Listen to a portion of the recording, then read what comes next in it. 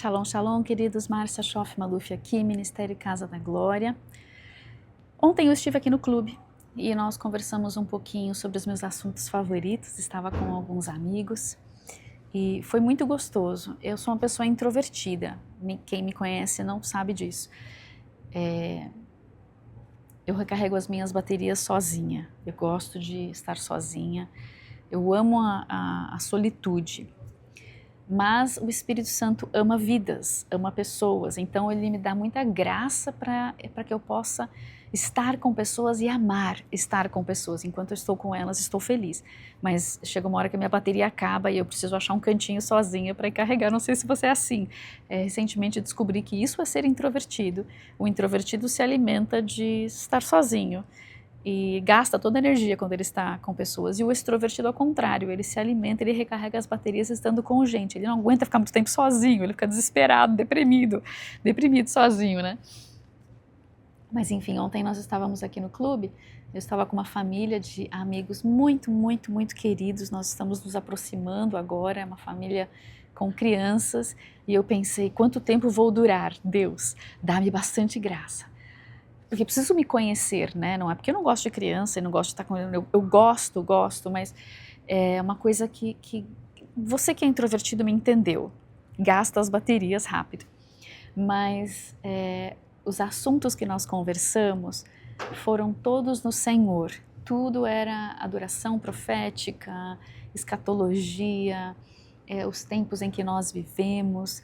Então foi assim, a minha bateria não acabou, ela foi recarregada o tempo todo. Foi uma bênção, foi maravilhoso. E uma das coisas que nós conversamos é algo que eu quero compartilhar com vocês. Aliás, esse é o assunto, a gente falou algumas coisas que a gente trata no primeiro livro que a gente está escrevendo, ele ainda está na fase de revisão, então espera, que chama-se Considerações Preliminares ao Estudo da Escatologia. Nós percebemos que existe uma polarização muito grande dentro da igreja quando diz, não só nesse assunto, né? A polarização tá, vacina, não vacina, Bolsonaro, Trump, não Trump, anti-Trump, anti-Bolsonaro, pró-Lula, anti-Lula. As pessoas já não conseguem conversar entre si sem se exaltarem. Então, nesse livro a gente trata um pouquinho dessa instabilidade emocional que é gerada quando nós estudamos escatologia. E como nós fazemos aulas ao vivo, a gente fez pelo menos uns 2-3 anos de aulas ao vivo, eu percebia que os alunos chegavam com uma cosmovisão fechada, com a caixa das doutrinas fechada. E muitas vezes, mesmo diante de um texto bíblico que dizia o oposto do que elas acreditavam, do que estava dentro da sua caixa doutrinária, elas não conseguiam romper a sua crença, a sua tradição se tornava mais verdade do que o que estava na Bíblia. E eu percebo que isso é um erro tremendo, isso é perigoso. Eu mesma tive de passar por um processo em que eu tive de desconstruir as minhas fortalezas doutrinárias.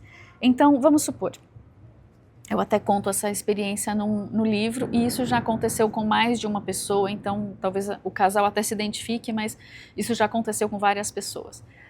Você faz uma pergunta, e ontem eu fiz a pergunta para minha amiga aqui no clube. A Nova Jerusalém, ela sobe ou ela desce? A pessoa que crê que Jesus vem antes da tribulação, ela automaticamente responde para mim, uai, a Nova Jerusalém sobe, porque nós somos a Nova Jerusalém, então nós vamos ser arrebatados, ela sobe. E eu pergunto, onde está isso na Bíblia? E ela fala, não sei. E aí eu mostro para ela o texto. 3 ou 4 vezes em Apocalipse diz que a Nova Jerusalém desce. Ela não sobe, ela desce. E aí a pessoa entra em parafuso. Como assim ela desce? Ela desce para onde? A gente não vai ser arrebatado, então a gente sobe. A terra não vai ser explodida, desce para onde? Muito bem. 2 dogmas que estão na igreja hoje, que serão extremamente destrutivos e que gerarão uma grande apostasia. Um deles é esse de que a igreja não passa por sofrimento, a igreja não passa tribulação. Então as pessoas falam, não, mas a igreja passa tribulação, mas a grande tribulação ela não vai passar. Muito bem. Quem vai se dar bem? Quem se sairá melhor? Aquele que se preparou para passar o pior, mas foi antes? Ou aquele que não se preparou para nada e teve de passar por algo? Os missionários ocidentais que foram para a China, isso conta Corrie ten Boom, ensinaram que a igreja seria arrebatada antes da tribulação. E os chineses na China, no tempo de Mao Tse Tung, foram perseguidos, mortos. E muitos acabaram apostatando da fé, porque haviam aprendido que não passariam por tribulação, e naquele momento eles estavam passando por tribulação.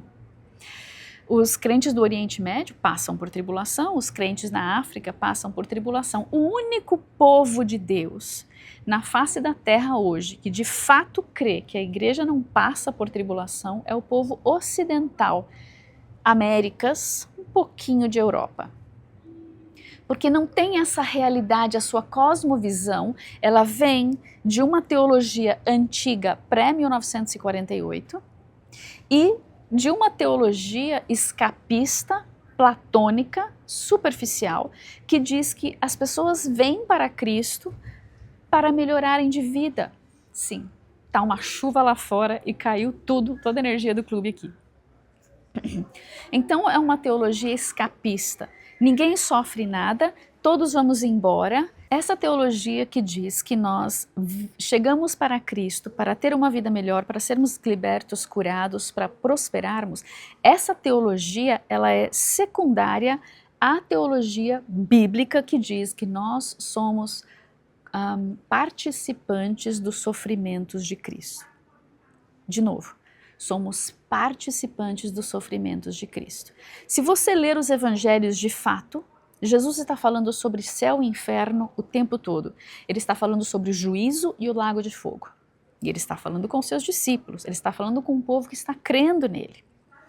Paulo, em todas as suas cartas, diz que nós vamos sofrer, que ele está sofrendo pelo evangelho, que há perseguições, que há martírio em todo lugar. O caminho, meus amados, ele é estreito, então prepare-se para o pior, sabendo andar nas dimensões do Espírito, sabendo que Jesus atravessa os desertos conosco. E se Deus te levar antes, provavelmente vai ser pela morte, mas glória a Deus. Mas nós precisamos aprender a ler a palavra, e é isso que a gente vai tratar nesse livro, e foi que a gente conversou ontem, que foi tão gostoso, porque é difícil nós termos pessoas que concordam. Hoje em dia é difícil ter gente que concorda, e gente que concorda em discordar, que sabe discordar com graça. Olha, eu discordo de você porque está escrito assim, assim, assim, mas eu estou vendo que você tem razão nesse ponto aqui, eu vou ponderar a respeito disso. Não, hoje é assim, você me ofendeu, porque tudo que eu aprendi nos meus 20 anos de cristão, você acabou de dizer que não é verdade. Mas está escrito na Bíblia. Mas eu não quero saber, porque é a minha tradição. Então, nós temos um sistema de ofensa e um sistema de orgulho, que nós não conseguimos mexer nas caixas doutrinárias. Deixa eu falar para você, não é fácil, eu passei pelo processo, e nós precisamos ter um mínimo de humildade, de quando nós encontramos na Bíblia algo que é contrário à nossa tradição ou doutrina, nós precisamos aprender a abrir a caixa doutrinária, e remanejar as coisas lá dentro. E se você leu na Bíblia 10 vezes o contrário e você não conseguiu, aquilo te deu mal-estar, você não consegue crer aquilo que está na Bíblia, porque aquilo que você tinha de tradição era tão sólido, mas você reconhece, gente, eu estou tendo dificuldade, mas está na Bíblia, mas não pode ser, não quero que seja isso. Então você tem uma fortaleza doutrinária. E para romper com fortalezas doutrinárias, nós precisamos deixar Deus, o Espírito Santo, entrar para desconstruir pedra por pedra. E a gente vai conseguir isso na palavra e na adoração e na intercessão. Nós temos de dar abertura para o Espírito Santo entrar e nos ajudar. Mas o primeiro passo é o quê? Reconhecer. se nós não reconhecemos dogmas e sofismas, se nós não reconhecemos que podemos estar errados em nossas tradições, nós não queremos mudar, nós não vamos mudar, porque o orgulho está falando mais alto do que a própria palavra. Fica a dica, a Nova Jerusalém desce e ela desce sobre a terra. E se isso já bagunça o seu cabeção, porque você só se lembra de um versículo lá em Pedro, dizendo que a terra vai se explodir, nunca mais vai existir, vai assistir o nosso seminário Panorama Escatológico 2. Assiste um primeiro, que é muito importante, onde nós entendemos sobre as dimensões. Depois assiste o 2, onde nós vamos aprender a interpretar os textos escatológicos. E um dos exemplos que nós usamos dentro desse exercício de interpretação é o texto de Pedro e todos os outros que completam esse texto. Porque isso é um princípio muito importante de nós sabermos quando nós estudamos a Bíblia. Não existem contradições na Bíblia. Existem textos que se complementam e que, ainda que pareçam estar dizendo o oposto, eles estão se completando. E a nós cabe não falar, eu quero esse, os outros eu vou jogar fora, porque tenho duas realidades, eu vou escolher uma. Não, as duas são verdade, as duas estão na palavra, as duas vão andar juntas. Mas para nós discernirmos, nós precisamos de uma revelação do Espírito Santo para entender. Se Deus diz que a terra é eterna, e tem 5 versículos falando que a terra é eterna, e eu tenho um versículo dizendo que a terra vai ser destruída, como é que eu junto essa eternidade com essa destruição? E nós tratamos, é muito lindo a maneira como Deus faz isso, e na escatologia nós temos muitos textos assim. A palavra, ela não é para ímpios, ela não é para leigos, ela é para gente cheia do Espírito Santo, neófito ou não. A palavra é para todos. Mas para nós entendermos, nós precisamos do Espírito Santo e nós não podemos ter uma mentalidade micro-ondas. Gente, você não para no drive-in e entende tudo de uma só vez. Você vai ler o ano todo a Bíblia, no próximo ano e no próximo ano, e algumas coisas tem textos que eles vão se acrescentando ano a ano, há princípios e conceitos e protocolos que a gente vai aprendendo ano a ano. Não é assim no automático, já entendi. Se fosse assim tão fácil, todo mundo era crente. Todo mundo conheceria Jesus, todo mundo acreditaria, todo mundo pensaria igual.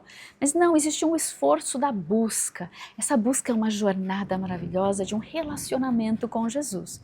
Então quero te encorajar a esperar por esse livro, a abrir suas caixas doutrinárias e a deixar o Espírito Santo sondar e revelar. Sondar o que tem aí de caixa doutrinária, de dogma, de sofisma, todo mundo tem. Ao longo da vida a gente edifica várias coisas que não estão na palavra. Quando a gente começa a estudar mais a palavra, a gente começa a ver, puxa, eu acho que eu preciso reformular isso daqui.